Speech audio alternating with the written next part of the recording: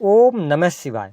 दोस्तों, देवताओं के गुरु बृहस्पति 22 अप्रैल 2023 को मीन राशि से निकलकर मंगल प्रधान राशि मेष राशि में प्रवेश किए थे, जहां पर राहु ग्रह विराजमान थे, जिसके कारण मेष राशि में राहु गुरु की युति बन गई थी और इस युति को चांडाल योग कहा जाता है।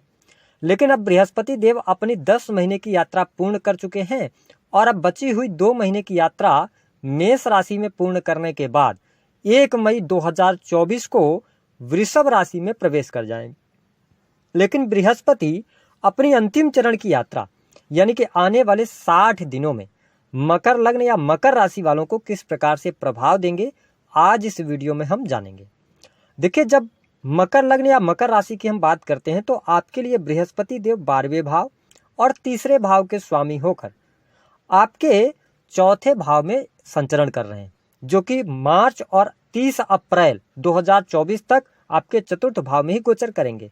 लेकिन अब बृहस्पति देव जब वृषभ राशि की ओर जा रहे हैं तो आपके जीवन में कुछ महत्वपूर्ण बदलाव अवश्य यहाँ पर देखने को मिलेंगे। विशेष तौर पर इन 2 महीनों में आपके लिए भौतिक सुख सुविधाओं में वृद्धि होगी।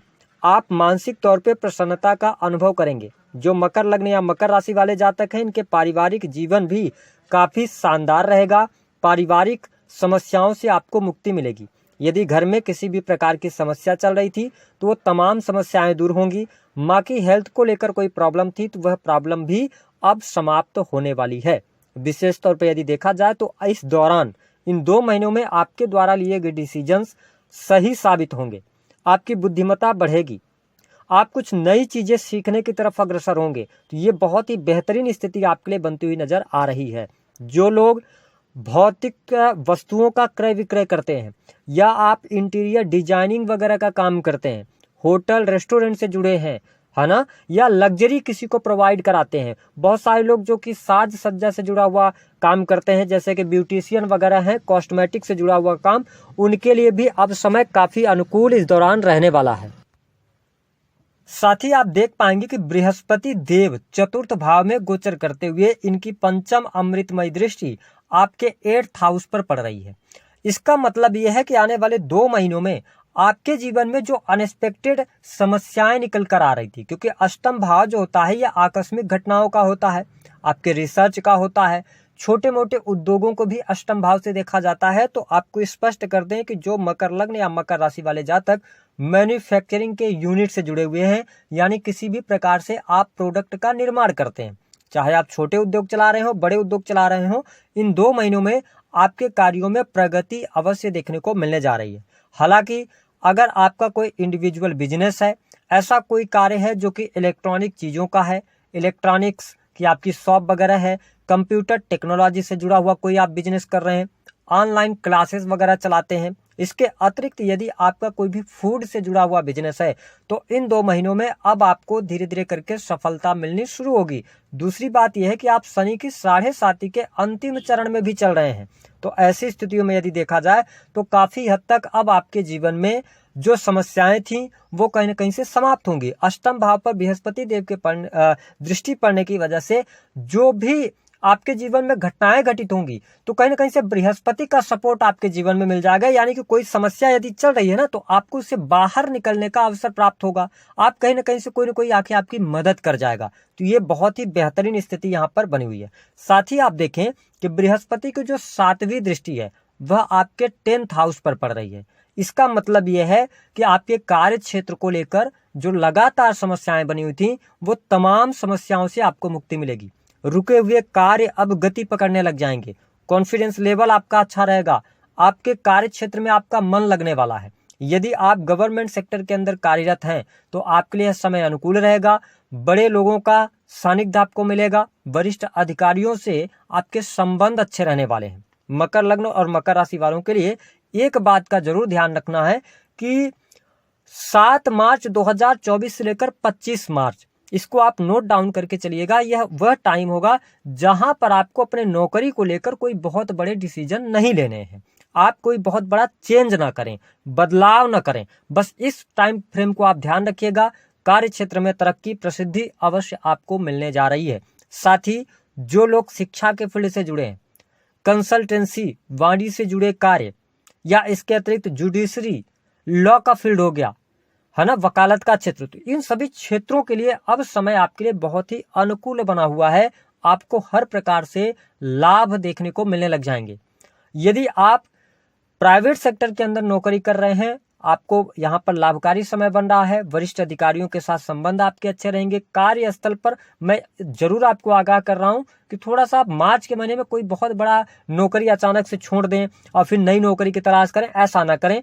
आपके सामने जब अवसर आते हैं तो आप पहले उसकी जांच पड़ताल कर लें और जब आप सिक्योर हो जाए तो फिर आप आगे की तरफ बढ़ें। हालांकि आने वाला टाइम फ्रेम आपके लिए बहुत बढ़िया रहेगा।